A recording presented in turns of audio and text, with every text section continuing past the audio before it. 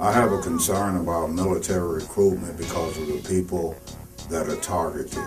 And those people are not just people of color, but anyone on the lower end of the economic scale. Since 2002, the military have almost run rampant in the schools. We did get a policy in Madison Metropolitan School District, but they were able to circumvent it in certain ways. One of the ways they circumvent it is by bringing military personnel into the shops, auto shop, or wood shops in the schools, and using them as recruiters while saying they're there to do a service to the community. But it's a form of recruitment. It also has to do with the number of visits that they can make each year in the schools. The Army, Air Force, Marines, Navy, and the National Guard and the reservists. So they're due 3 visits per year according to the policy that we got set in 2003, I believe, that the school board adopted. By them coming in as a teacher or a teacher's assistant, it's giving them more time with the students, and it's not being counted as one of their visits. It is a visit. They're coming to have access to the young people there, 100% access at times. Another thing that bothers me is where they're allowed to set up. They were initially setting up in the cafeterias. When we complained about that, and when I say we, Vets for Peace, went into the schools and took alternative materials to the military and complained about them having 100% access to students by being in the cafeteria, they did move them out into the hallways, a little ways down from the cafeteria where they still have that access to students. We were trying to get them to have the recruiters go to a room the same way other recruiters from, say, corporations or colleges go to a room and have the students come to them and not have 100% access. In some places, Veterans for Peace are allowed to go in and distribute material. It's not that we are anti-recruitment. It's that the recruiters put so much pressure on the young people, and the budget that they have is unlimited.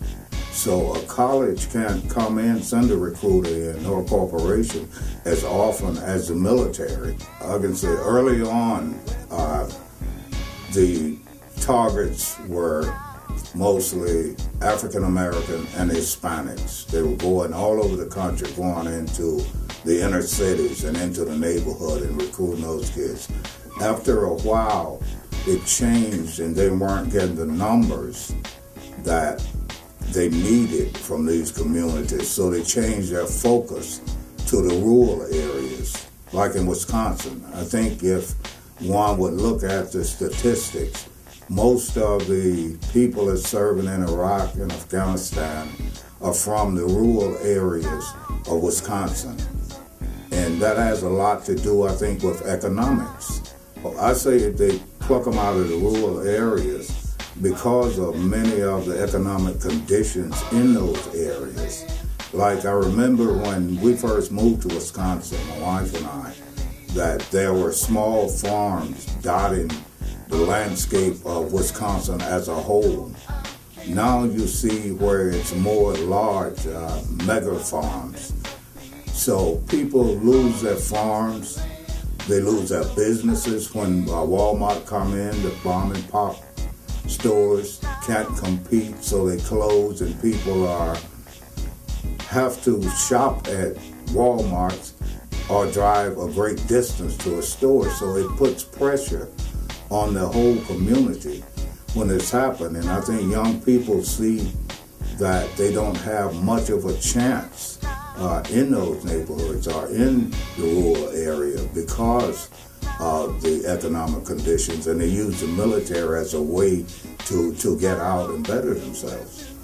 The other thing that bothers me about this heavy recruitment in the schools is that the promises that are made to these young people most of the time are not kept.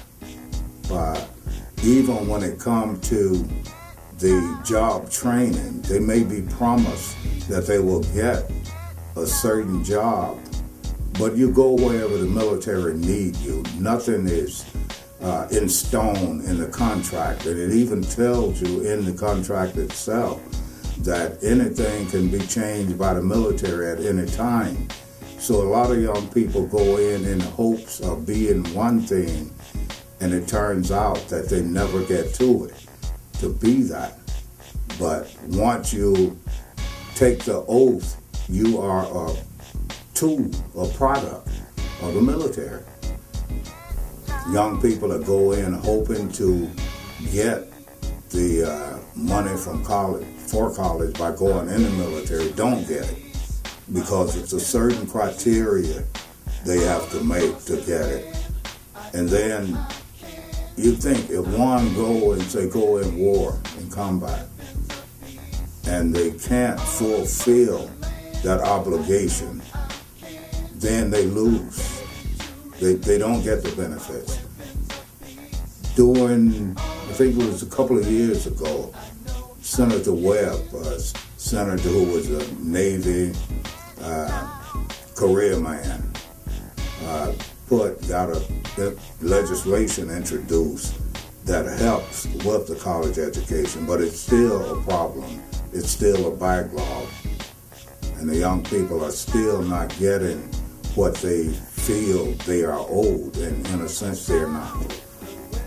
What I do is try to inform them as to both the pros and cons of the military, and to be informed, learn as much as they can about it, how it operates, before they make a decision. And the reason I don't tell them they should or should not go, because I think that's a decision that only they can make.